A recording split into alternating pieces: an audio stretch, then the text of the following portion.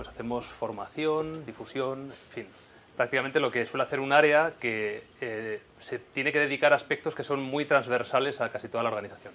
No sé si todos estáis familiarizados con Indra y con los sectores que abarca.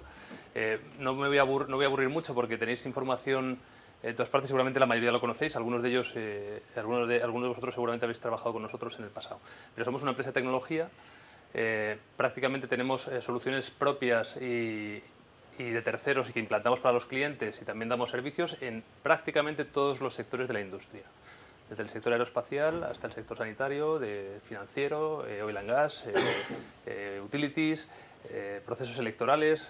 Hay un montón de... El domingo, por ejemplo, lo visteis que el escrutinio de las autonómicas y municipales lo hizo Indra.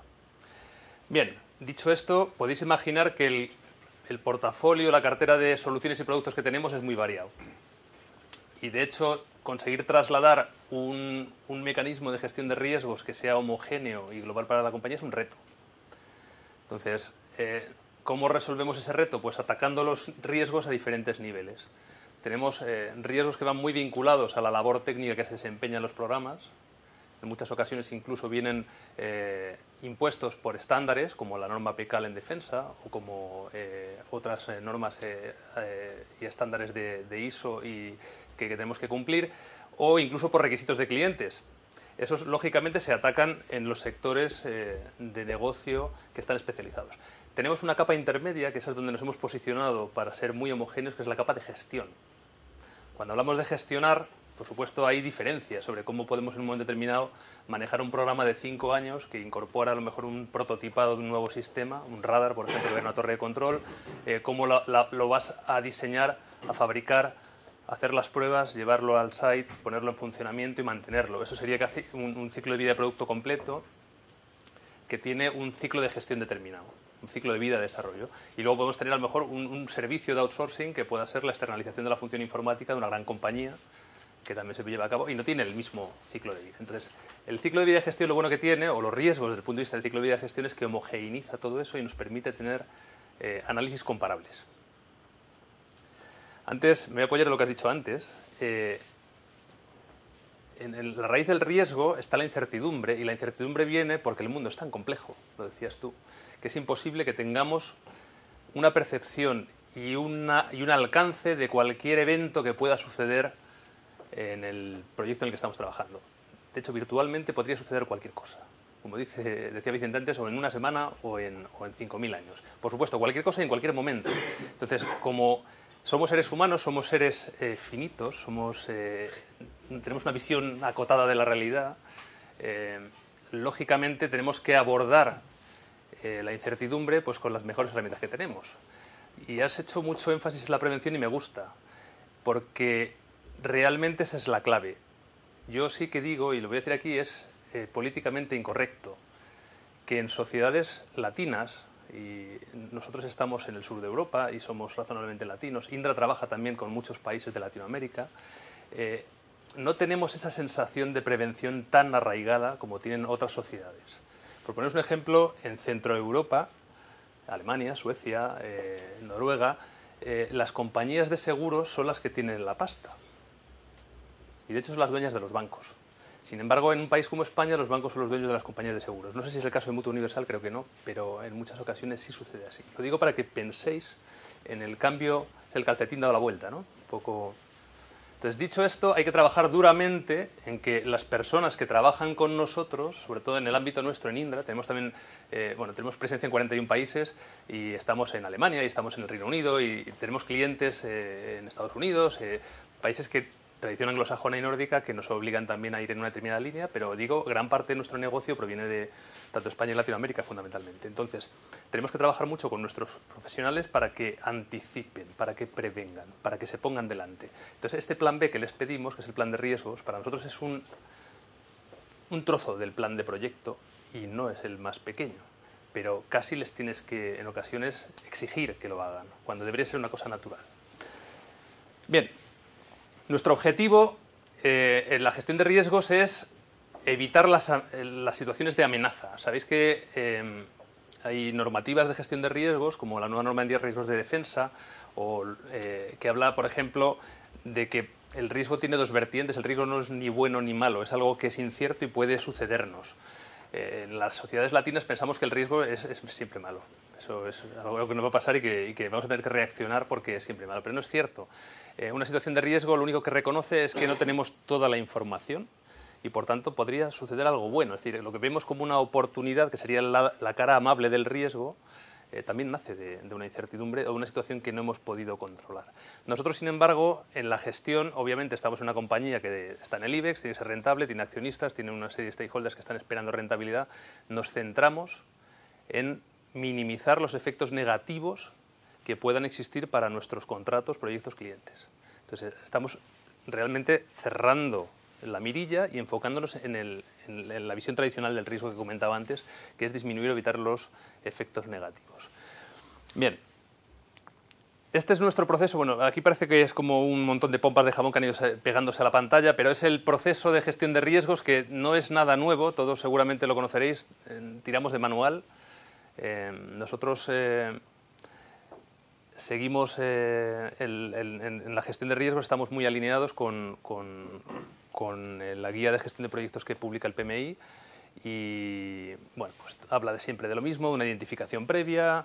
Sobre la identificación pues hacemos un análisis cualitativo, luego un análisis cuantitativo, luego después con los riesgos ordenados lo que hacemos es determinar estrategias de respuesta. Cuando aplicamos las estrategias de respuesta al plan, determinamos cuál es el riesgo residual, que es el riesgo que vamos a tener que vivir con él porque no se puede eliminar, y después pues empezamos aquí a dar vueltas, porque esto realmente, la bolilla de seguimiento del centro quiere decir que este proceso, aunque lo veáis de forma secuencial, es iterativo y se produce desde el minuto 1 que un cliente te dice: oye, mira, estoy pensando en cambiar mis sistemas y me gustaría que me ayudaras, o estoy pensando, o sea, un RFP y tenemos que abordarlo. Desde ese momento hasta el cierre del proyecto deberíamos estar continuamente revisando y gestionando los riesgos. Voy a ir muy rápido porque además los pantallazos que he puesto, bueno, nosotros somos una empresa de sistemas y claro, nos hacemos las cosas nosotros mismos, esto es así, ¿no? Tenemos unos sistemas de gestión de proyectos que no son sistemas comerciales, sino que están generados internamente en la casa y se adaptan, depende de quién preguntéis, dirán que más o menos, a la realidad de la compañía. Entonces, lo que estáis viendo ahora mismo es cómo aparece la gestión de riesgos en la herramienta de gestión comercial. Realmente es una herramienta de control comercial, no es un CRM como tal, pero tenemos la identificación y la valoración de los riesgos en lo que nosotros llamamos etapa precontractual, que es la fase comercial de nuestro ciclo de vida.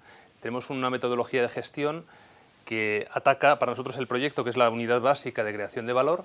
Nace desde el momento en que detectamos una oportunidad de negocio en un cliente, en un mercado, en una geografía, y finaliza cuando entregamos. Y entregamos a satisfacción, o cerramos los proyectos y no entregamos a satisfacción, que aunque no sea lo habitual, en ocasiones no sucede. Entonces, sí es cierto que nuestra metodología ataca la fase precontractual o comercial y la fase de gestión de proyectos, operaciones y programas, o fase contractual, una vez que tenemos el contrato y cómo lo ejecutamos. Entonces, lo que sí que tenemos común en las dos fases es homogéneo, es el planteamiento de gestión del riesgo, y eso nos va a permitir hacer análisis muy interesantes. ¿Quién ataca en la fase comercial la identificación de riesgos? Pues en principio debería ser todo el equipo que está colaborando en la oferta. Si lo hemos hecho lo suficientemente bien y hemos subido al carro al jefe de programa o al jefe de proyecto, pues también debería participar. Lo que sí que es cierto es que no en todos los casos tenemos al jefe de proyecto a bordo en este momento, con lo cual podemos tener solamente la visión, la percepción del responsable de oferta, del gerente comercial o de quien está hablando directamente con el cliente. Eso es una foto muy interesante porque ellos además añaden un matiz adicional a lo que luego veremos. Cuando hablamos de gestión de riesgos en Indra tenemos que estar pensando, o quiero que vosotros penséis, en cuáles son los riesgos que yo voy a tener que abordar una vez me adjudiquen el contrato. Es decir, cuáles son los riesgos puros del proyecto, servicio, del programa. El comercial realmente tiene muchos más riesgos en la cabeza, que tiene que ver con el proceso competitivo.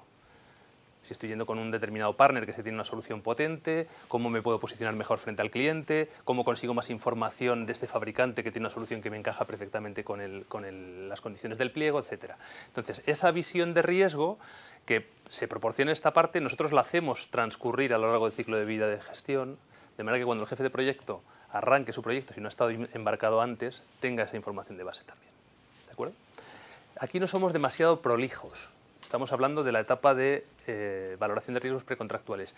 No exigimos todo lo que exigimos al jefe de proyecto. Realmente nos conformamos con una identificación y una cualificación. En el caso de que la cualificación, nosotros ranqueamos el impacto del riesgo en este caso, porque no hablamos ni de la probabilidad todavía. Aquí no se ve, pero desde muy alto hasta muy bajo tenemos 6 categorías y lo que estamos hablando es del posible impacto del riesgo. Si es medio alto, muy alto, pedimos información adicional. Ahora hablaremos de todas maneras de esas categorías que creo que es interesante por mostrar cuál es nuestra visión de los riesgos más habituales. Tenemos una taxonomía de riesgos en la metodología y en el sistema que es común en las dos etapas, tanto en la etapa precontractual como en la etapa contractual. Esto tiene muchas ventajas. La primera de ellas es que no tenemos que inventar cada 2 por 3 cuáles son las categorías de riesgos. Eso luego nos va a favorecer, por ejemplo, analizar la información que se va incorporando a la base de datos de riesgos y sacar conclusiones sobre cuáles proyectos son más riesgosos, como dicen en México, o qué áreas son más proclives a tener más incidencia en riesgo. Por otro lado, quiero que, más o menos por hacerlo simple, aunque se puede medio leer, tenemos 10 categorías. Las 5 primeras son riesgos de entorno o son elementos que tienen que ver con factores que no están dentro de la compañía. Y aquí incluimos el país, la negociación del contrato, el cliente, es decir, su solvencia, su histórico previo con Indra o con otros clientes, en fin, su organización interna, etc. Riesgos con los partners y con los asociados si tenemos que ir en alianza con alguien, y con los proveedores y subcontratistas. Y luego los otros, del 6 al 10, lo que tenemos son riesgos propios que van vinculados a la capacidad técnica, a la complejidad del propio contrato, a nuestros recursos, a cómo estamos organizados. Un poquito, y luego hay un desglose, ¿no?, en el IRBS. Como digo, se trata de hacer un análisis ordenado, de manera que cuando uno llegue no parta de vacío. Las herramientas, cuando le piden los riesgos al profesional, le están pidiendo directamente que cualifique esto de aquí arriba. Y en caso de que el riesgo sea de medio hacia arriba, que cualifique también esta parte. Como decía, ¿para qué nos puede servir una IRBS? Pues para determinar cuáles son los riesgos más habituales. Aquí os he traído, son datos reales de la compañía. De las 10 categorías de riesgos principales que vistes, hay 3 que aglutinan el 58% de la incidencia. Sorprendente ver que los riesgos contractuales son casi el 30% y que los riesgos de recursos son casi el 20%. Quizá no es tan sorprendente el... Dime. ¿Esto va variando o...? Va variando, claro. Se va alimentando. Sí, se va alimentando. Lo que pasa es que es cierto que tenemos ya cerca de 12.000 proyectos con información. Pero con el tiempo, no con los más datos, sino que en épocas de crisis... Uf, qué bueno. Tenemos es que a mí, yo tengo la percepción de que ahora los riesgos contractuales han subido muchísimo, cosa que antes no había, pero no sé si es una percepción de mi empresa o ¿En qué empresa estás? Disculpa. Iberdrola. En Iberdrola. Pues es una buena pregunta a la cual yo no tengo respuesta, porque nosotros, para poder sacar una conclusión, necesitamos ir un poquito más abajo y aterrizar tanto en qué geografía estamos trabajando. Por ejemplo, tenemos muchos riesgos en Brasil que tienen que ver con esto, mucho más que con contrato, porque Brasil es una economía que ahora mismo tiene una volatilidad, me refiero en cuanto a inflación enorme, volatilidad me refiero en cuanto a rotación, o sea, es imposible conseguir recursos cualificados a los cuales puedas mantener de forma atractiva en tu compañía, porque constantemente cada 3 meses te van a otra porque le están pagando en incrementos. La inflación está creo en un 7%, por ponerte un ejemplo. Pero si voy, por ejemplo, a un mercado que sea más estable, ya no hablo de una geografía, pues también puede variar. Y por ejemplo, en defensa los riesgos contractuales no son tales, están mucho más abajo. Es un mercado más maduro, los contratos están muy bien hechos, son muy sólidos, entonces te vas a un mercado más de tecnologías de información y con clientes donde realmente lo que les importa son sensibles al precio, y te encuentras que los contratos son tremendamente abiertos, con lo cual a veces tú no puedes llevar el contrato a un nivel de definición como puedes tener en un área más madura, porque no firmas. Entonces, si firmas, te puedes encontrar con líos después de interpretaciones de contrato, te puedes encontrar con situaciones que, bueno, den lugar a riesgo, que es de lo que estamos hablando aquí. No, pero estoy 100%, vamos, no tengo el dato, pero estoy 100% de acuerdo contigo que la situación de coyuntura, sea en un mercado, en una geografía o incluso en el tiempo, tiene influencia en la foto. Lo que pasa es que tendríamos que hacer cortes. Yo estoy aquí mostrando la información global. Entonces, esta información global, la herramienta de riesgos la pusimos en 2010, aunque se hacía riesgos en los mercados de manera homogénea en toda la compañía. Con estos datos los tenemos desde 2010, ya vamos por el 5º año y, como digo, tenemos una base de datos de casi 12.000 proyectos y servicios, ¿no? Entonces, a lo mejor la cata tendríamos que hacerla, decir, bueno, pues cojamos todos los planes de riesgo que se han cargado desde el septiembre de 2014 a ahora y tendríamos una foto mucho más sensible a cuál es la situación actual. ¿Más dudas? Es un poco tonto. ¿Estos porcentajes están sobre la valoración económica del riesgo? No, simplemente es la incidencia del riesgo. ¿Cuántas veces se declara? ¿Cuántas veces se declara? Puede ser que allí, bueno, siendo contractual lo dudo mucho que no sea, pero podría ser que tuviéramos un riesgo recurrente que tuviera un impacto bajo, eso lo dudo. Pero vamos, en general, esto solamente es las veces que una persona marca un riesgo en una determinada categoría, ¿vale? Pero luego voy a ir a eso que dices tú. Bien, pasamos a la etapa contractual. Tenemos un contrato con un cliente y estamos planificando el trabajo como parte importante para la aprobación del proyecto o del servicio en el sistema interno en el cual puedas empezar a trabajar, a imputar costes, horas, facturas, etcétera. Es necesario que te aprueben la planificación. Entonces, parte de la planificación es el plan de riesgos. Y ese plan de riesgos tiene una herramienta que a mí personalmente me parece muy completa, pero muy rollo, porque es verdad, o sea, quiero decir que lleva pidiendo a gritos un cambio, pero no nos dan presupuesto. A ver si alguien me oye. Presupuesto para cambiar la herramienta.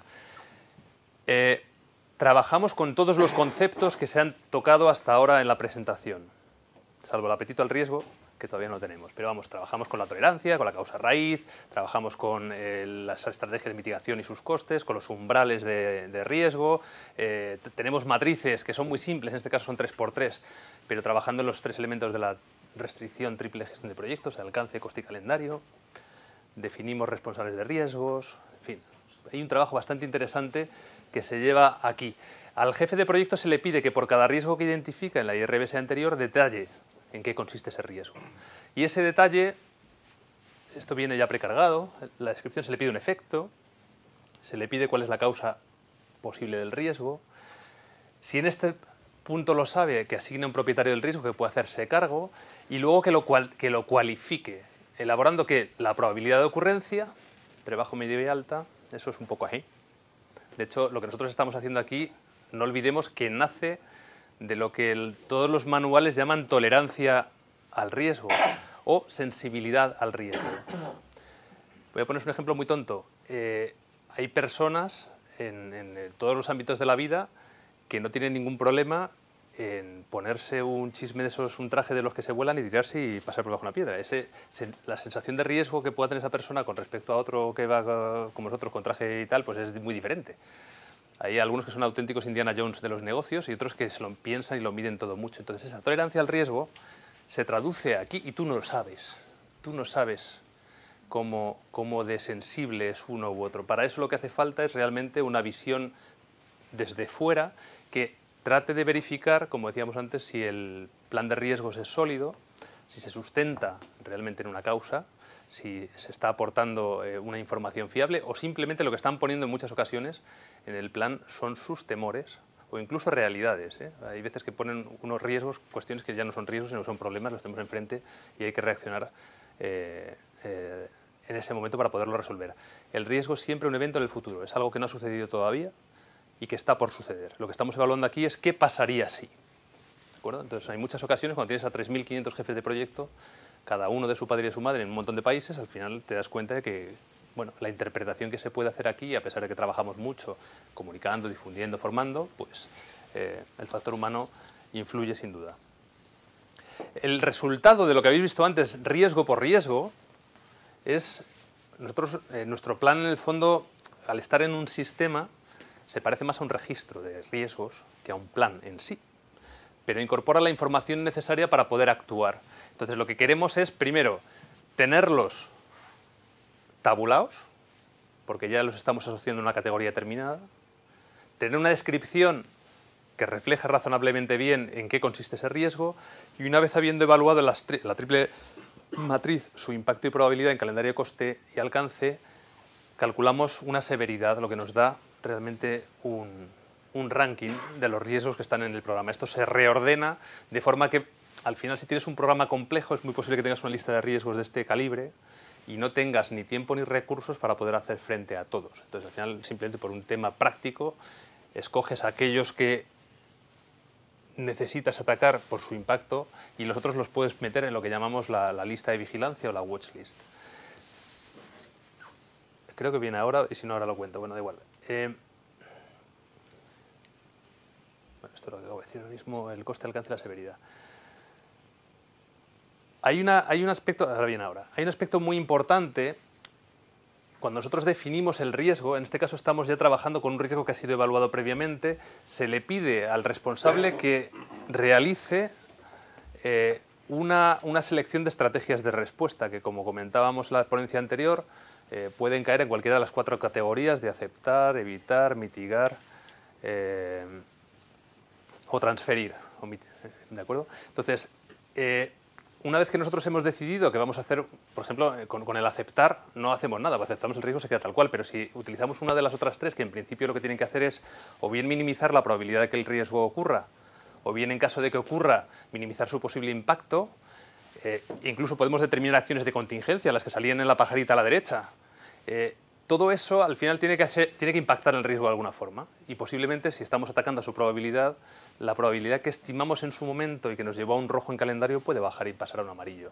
Eso es lo que nosotros reevaluamos en este punto, cuando definimos estrategias de respuesta. Esto lo que nos da es el riesgo residual, que, como decía antes, es la porción de riesgo que no podemos evitar. La que existe sí o sí, y por muchas acciones que nosotros pongamos vamos a tener que ir con ello. Pero al menos nos hacemos la pregunta. Hay una parte muy interesante, que aquí no se lee bien, pero pone coste de aplicación. Hablábamos antes de que para poder actuar contra los riesgos, el responsable solo tiene 2 elementos en su mano con los que puede trabajar. Uno es con el tiempo. Si tiene más tiempo para hacer ciertas cosas, posiblemente es una baza que puede manejar, es una reserva. O con el dinero, porque las acciones usan de los 2 recursos indistintamente, o bien tiempo o bien dinero. Cuando presenté en el año 2010 a la alta dirección de Indra, presentamos la herramienta y el proceso, a todo el mundo le gustó mucho, y recuerdo que en la sesión de preguntas del final, uno de los directores estaba muy preocupado porque pensaba, y esto entronca con lo que decía antes, que es políticamente incorrecto, pensaba que el coste de aplicación iba a ser utilizado por algunos malandrines como saco y como colchón. Es decir, hostia, ya sé dónde mirar los colchones. Y yo decía, no, perdona, esto va de otra cosa, no va de mirar colchones. Es cierto que en un momento determinado tú debes reservarte una cantidad de dinero del contrato precisamente para poder en un momento determinado mitigar un riesgo o el impacto de este riesgo. Pero no es un colchón, tiene que estar perfectamente justificado. Tú tienes que asegurarte que eso está dotado económicamente en tu proyecto y que además se utiliza con el propósito que corresponde. Y si no se utiliza, efectivamente es un colchón, es más rentabilidad, ¿no? Pero no le demos la vuelta, que al final vamos a lo práctico y nos perdemos. ¿Claro hasta aquí? ¿Sí? Bueno, pues este es el resultado del register de riesgos o el registro de riesgos con toda la información que hemos estado viendo. Tenemos posibilidad de exportar informes, exportar el plan, tener un histórico que nos va haciendo fotos o catas en diferentes momentos del tiempo del plan de proyecto, porque los riesgos evolucionan. Decía antes que es un proceso continuo a lo largo de la vida del proyecto. Si un programa dura 4 años, obviamente los riesgos que había al principio no se parecerán en nada a los que tengamos en el registro final. Vigilamos el estado del plan de riesgos, si está vigente. ¿Qué quiere decir eso? Pues que, claro, luego hablaré de ello después, pero puede suceder que si tú te pones muy estupendo y exiges un plan de riesgos en la aprobación y el plan de riesgos se lleva a cabo pero no se actualiza, en el fondo estamos diciendo que lo que hemos hecho ha sido un plan cosmético, no tiene sentido. Con lo cual hay un elemento que llamamos la vigencia, que es que el plan ha sido aprobado y que se está actualizando. Por eso ponemos también en algún sitio último plan vigente. Vamos vigilando también como una especie de calidad del plan, con cuánta frecuencia se actualiza. Esto de aquí, estimación de impacto en coste, es nuestra aproximación a la cuantificación de riesgos, que es una cosa muy difícil de hacer. Porque cuantificar riesgos es cuantificar el impacto que tendría ese riesgo, por supuesto en todos los factores que nos detalló antes Vicente, pero en nuestro caso vamos a atacar directamente cómo nos impacta, ¿en qué? Donde más sensible es mi organización, y todas, ¿verdad? Nos duele el bolsillo. Entonces, lo que tratamos de traducir fue bueno, nos inventamos un indicador que llamamos AIC, que se llama estimación de impacto en coste, que luego nos viene muy bien para hacer comparativas, porque nos da el grado de exposición al riesgo de áreas, de mercados, etc. No es nada sofisticado, es la probabilidad por el impacto por el coste pendiente de los proyectos. Con lo cual, en un arranque tienes el coste pendiente todo el contrato. Si tú eres un tío muy bueno, como este jefe de proyecto que hizo un programa era para un programa con muchos riesgos, pero al final le sale a lo mejor incluso la estimación de impacto en coste, aquí no se ve, pero se ven todos los ceros que hay, ¿verdad? Hay muchos. Diría, pero si es que si esto es verdad, dice, no me sale rentable ponerme a funcionar. Pero bueno, de lo que se trata no es en el arranque en muchas cosas, la estimación de impacto en coste, sino en el ongoing, cuando está el proyecto funcionando, que tú normalmente estás trabajando el plan. Pero que lo que queríamos era sensibilizar, porque si le decimos a un director que le están midiendo por objetivos todos los años, diciéndole cómo va a cerrar el trimestre, cómo va a cerrar el año, etcétera, y no le decimos qué parte de su cartera o qué parte de su negocio tiene riesgo, pues en el fondo le estamos haciendo un flaco favor, estaremos haciendo realmente un ejercicio que no va a ninguna parte. Sí es cierto que ellos lo que pretenden, o lo que nos gustaría a nosotros, digo ellos porque son mis compañeros, lo que nos gustaría a todos sería efectivamente creernos que este plan de riesgos nos está ayudando a salvar 450.000 euros o 2 millones de euros, pero a día de hoy es complicado, porque como hablamos estamos cualificando, porque aunque lo estemos traduciendo en coste, lo que está detrás es la probabilidad y el impacto, que es algo subjetivo, ¿de acuerdo? Pero al menos nos da idea, al menos nos posiciona, no es una cosa etérea. Bien. Perdona un momento, cuando se valoran los riesgos en distintos conceptos, por ejemplo, vosotros tenéis plazo, coste y alcance, Sí. ¿No unís luego? O sea, Sí, sí lo unimos. ¿Sí lo unís? ¿Cómo? Es que me parece difícil, porque son conceptos distintos. Lo unimos en un indicador de proyecto, no a este nivel, no tenemos un único valorador para el riesgo, pero sí el proyecto tiene un nivel de riesgo. Esos, como se ve aquí, verde para algunos, rojos para otros, amarillos, en el mismo tipo de... Manejaríamos la severidad, esta es la inicial, es un poco, para nosotros... Severidad residual. Bueno, esta es la inicial, sí sería el residual, efectivamente. Ese es lo que tú manejas.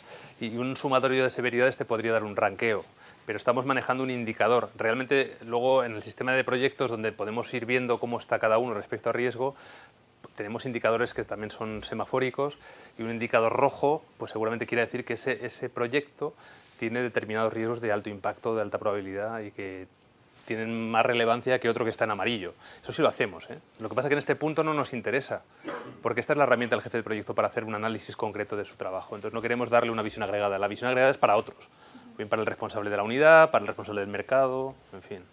¿Vale? ¿Más dudas? Bien. Informes automáticos, tenemos información en PDF, tenemos información en Excel. Esto vuelca toda la información que hemos visto antes a un formato que es manejable, con lo cual al final también puedes hacer tus propios análisis o incluso trasladarlo al cliente cuando tengas que revisarlo con él. Este es el ciclo de vida y iba a hablar ahora de un indicador que a nosotros nos resulta muy interesante porque también tiene raíz en el riesgo, pero habla de más cosas. Bueno, aquí abajo son las etapas en las que se divide nuestra metodología, la precontractual con sus 3 subfases y la etapa contractual con sus 4 subfases, son clásicas de gestión. El parámetro que yo digo que es interesante y que nos aplica raíz en función de riesgo es lo que llamamos el nivel de atención, el NDA, que en el mundo comercial se puede confundir con otra terminología, Non-Disclosure Agreement, que no tiene que ver, pero para nosotros NDA es NDA de nivel de atención, que en oferta o en esta fase gris realmente sí es un nivel de atención, es decir, ostras, espérate un momento, de esto me tengo que preocupar, porque tiene un nivel de atención alto, entonces te enfoca. ¿Qué vuelca a ese parámetro de nivel de atención? Pues la relevancia que pueda tener el nuevo contrato que estás trabajando o la oferta que estás trabajando respecto a tus propios objetivos, la rentabilidad que te pueda dejar, el impacto que pueda haber desde un punto de vista de complejidad organizativa, si tienes que trabajar con diferentes áreas, diferentes países, el análisis de recursos que hayas podido hacer y también el riesgo. Es decir, hay un montón de elementos que suman, que no os aburriré, que nos permite tener las ofertas rankeadas también por nivel de atención. En función del nivel de atención determinamos elementos como, por ejemplo, requisitos que se le piden a la oferta para que detalle más información o incluso las aprobaciones que se producen antes de presentar la oferta al cliente, etc. Y lo mismo sucede aquí. Aquí además tenemos la posibilidad de tener el NDA anterior, se hereda en el proyecto y luego según el proyecto va ejecutándose van sucediendo cosas que se van calculando. Si el nivel de riesgo sube o baja, si la rentabilidad sube o baja, si tenemos las facturas pagadas por el cliente o no, si cumplimos o no los hitos. Hay un montón de cuestiones que calculan, van a esa idea, que al final también suma a esos otros indicadores para ver dónde tenemos las dificultades. Bien, algunos indicadores que hemos extraído de la gestión de riesgos y que manejamos en reportes a la alta dirección y al consejo. La cobertura, por ejemplo. Entendemos por cobertura el porcentaje de la cartera de un negocio que está cubierta por planes de riesgos. Es como al final cada proyecto tiene un importe determinado vinculado a su contrato, pues tú sumas toda tu cartera y ves cuáles son los que están cubiertos o no. Esto es un ejemplo real de un mercado real, lo que pasa que por confidencialidad pues he tapado en los países, etcétera, pero sucede, ¿no? Tenemos cobertura de riesgos por países muy maduros, que todos sus proyectos tienen un plan de riesgos, al menos casi todos, y otros no tanto. Y a la vez lo podéis relacionar con las ventas que hay por país, es decir, la geografía 5, que es la que lleva casi la mitad de las ventas del mercado, está aquí abajo, y es 88, pues a lo mejor me interesaría que fuera el 100, ¿no? En fin. Relacionando la cobertura y la venta puedes ver también en qué punto estás tú actuando sobre el riesgo. Otro es el grado de exposición, que va vinculado a la estimación cuantitativa aquella que os decía que llamamos EIC o estimación de impacto en coste. ¿En qué consiste? Pues en el valor del riesgo residual. ¿Comparado con qué? Con lo que me falta por ejecutar. Entonces, un EIC con una cierta tendencia me puede determinar, y una cobertura con una cierta tendencia me puede determinar si estoy teniendo o puedo tener en el futuro dificultades para cubrir mis objetivos. Y luego, cruzando los dos en un diagrama de bola simple, podemos comparar la cobertura y exposición. Aquí hay valores negativos que suenan raros, esto también es real, ¿eh? Hay valores que suenan raros, pero es que realmente lo que pasa en la vida real es que a veces te dan un contrato por 5 millones y 3 años más tarde te dicen no tengo dinero y te lo doy por 4. Entonces, como tú ya lo has calculado antes, pues hay cosas que te caen para abajo, ¿no? Pero que nadie se piense que no lo hemos inventado. La zona calentita, la que nos gustaría estar todos, es un grado de exposición muy bajo y una cobertura muy alta, es decir, todo esto que está por aquí. Si estamos aquí arriba, mal, porque aunque tengamos bien cubierto por planes de riesgo, seguimos teniendo un negocio altamente expuesto al riesgo, por ejemplo, con cualquiera de los otros dos. Y ya por último, os hablaba antes de la calidad de los planes de riesgos. Nosotros tenemos, como somos muy poquitos en la oficina, y esto ya no es una crítica, de verdad no creo que somos los que tenemos que ser, no queremos ser más, pero tampoco menos, vigilamos la calidad basándonos en la actualización de esos planes. Pensamos que cuando un jefe de proyecto se preocupa por mantener un plan actualizado, o bien con las reuniones con su cliente, o bien en las reuniones de su equipo, conseguimos que la gestión de riesgos sea eficaz. Yo no estoy pensando en aquel que llega al mes y acepta como si hubiera actualizado, o le quita una coma y le da el enter y ya parece que el sistema se lo cree, ¿no? Realmente estos son datos también reales, he tapado también las geografías para que no se vea. El promedio que tenemos es que el 58% de nuestros proyectos vivos a día de hoy tienen planes de riesgos actualizados. No es mucho, lo que quiere decir que nos queda mucho todavía por mejorar y mucho trabajo por hacer. ¿Vosotros hay que hacer planes de riesgo en todos los proyectos o solo en ciertos proyectos a partir de una categoría? Cuando arrancamos el proceso segmentamos y fuimos realmente aquellos que para nosotros movían la aguja, que eran prácticamente el 20% que suponían el 80% de los ingresos. A día de hoy pensamos que ya está lo suficientemente maduro como para exigirlo de partida. Sí es cierto que el enfoque de procesos que estamos trabajando en Indra desde hace 2 años es dar la opción de que el jefe de proyecto en un momento determinado pueda adecuar el proceso a su realidad de negocio y no convertir esto en una carga insoportable. A mí no me importa que el plan de riesgos esté dado de alta en el sistema siempre y cuando esté gestionado. Entonces, si alguien dice que no puede mantener de forma actualizada el proyecto porque no tiene... Que la herramienta te pide muchos datos y... Pero eso es una queja habitual, ¿eh? Quiero decir que... por eso lo digo, no me la invento. Pero el pase, nos falta caminar en una determinada dirección, y es que los sistemas que nosotros utilizamos para normalmente, y hablemos claro, vigilar que no nos pase nada con lo que están haciendo otros, en el fondo es controlar a otros, tenemos que devolver valor. Yo visualizo una forma de devolver valor muy clara. Si tú estás trabajando en una determinada línea de negocio y en un determinado país, con la información que tenemos, si tuviéramos realmente unos planes que están bien, son sólidos y que están bien hechos, podríamos devolver un plan preconfigurado en función del tipo de proyecto o servicio que tú estás poniendo en marcha. O sea, tipificar. Pero es que eso lo tenemos tipificado. O sea, cuando una persona da de alta un proyecto, tiene que decir si es me lo voy a inventar, si es un desarrollo a medida para un nuevo servicio, un nuevo producto, o si es un mantenimiento de aplicaciones, o si es un proyecto de consultoría, o si, bueno, lo que sea. Tú ya lo tipificas y en función de esa tipificación, vinculado al mercado en el que te encuentras, si es energía es una cosa, si es proceso electoral es otra, y al país, tienes información en la base que le puedes decir, mira, el plan de riesgos base más habitual en los tipos de proyectos que tú gestionas es este, con lo cual estás dando ya gran parte del trabajo hecho. Otra cosa es que luego tenga que revisar que efectivamente no hay que incorporar nada nuevo. Entonces, en esa fase estamos. Primero hemos capturado y ahora estamos en la fase de devolver. E incluso os diré, se podría ir a mayores y trabajar con estrategias de respuesta más comunes para este tipo de riesgos. A mí me da un poco de miedo porque en ocasiones tendemos a ser muy comodones y hay veces que, bueno, si me da el sistema ya ni lo miro, me pum pum, apruebo y fuera, ¿no? Pero creo que es verdad que los sistemas tienen que devolver. Y respondiendo concretamente a tu pregunta, empezamos yendo solamente a los que son clave y estamos ampliando cada vez más el abanico, hasta que seguramente sea obligatorio para todos. Vale. ¿Actualizáis el catálogo de riesgos con lo que os ha pasado? ¿Puedes ser más precisa con la pregunta? Pues, por ejemplo, si habéis tenido ciertos eventos en ciertos tipos de proyectos, ciertas geografías, y bueno, pues tenéis un catálogo inicial de eventos, entiendo que son los posibles riesgos, si decir, uy, esto también me puede pasar, esto también me puede pasar, o esto nunca me pasa. No. Nosotros tenemos una parte del sistema que gestiona los problemas. Cuando un riesgo ocurre, ya no tiene sentido gestionarlo por aquí. No, me refiero... porque para simplificarlo para o complicarlo, para tener una herramienta más adecuada a cada uno de los proyectos. Imagínate, en un país hay un riesgo que tú tienes catalogado y que no pasa casi nunca, porque eso puede pasarte la mitad. Entonces, ¿sois capaces de filtrar por países o por no sé qué? ¿O ahí te va...? Podemos filtrar, sí. No, podemos filtrar. Lo que pasa es que estamos pidiendo... que no la tenga que filtrar el director del proyecto. No, vosotros a nivel corporativo y no todavía no está eso. Ahora mismo se presenta la matriz que está en el proceso. Pero y no echa para atrás a muchos directores del proyecto cuando lo ven. Ver la matriz completa. A los comerciales más. Lo llaman la quiniela.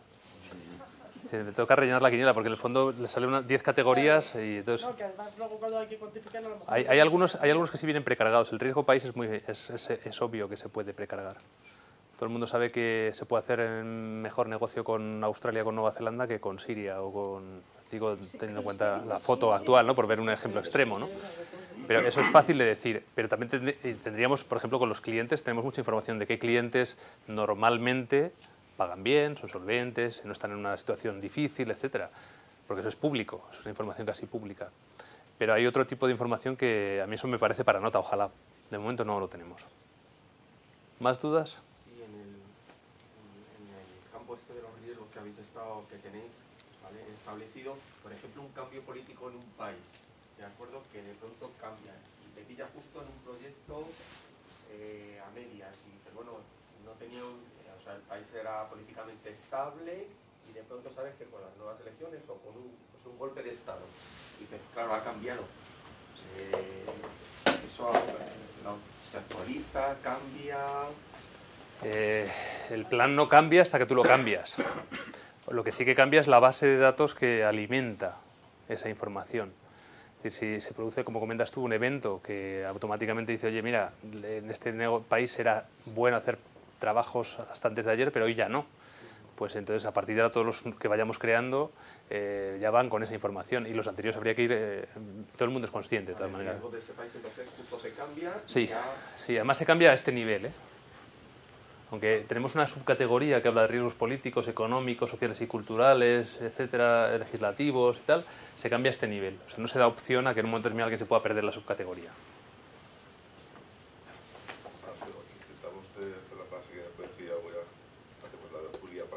Sí, de hecho yo había terminado ya, porque creo que era la última.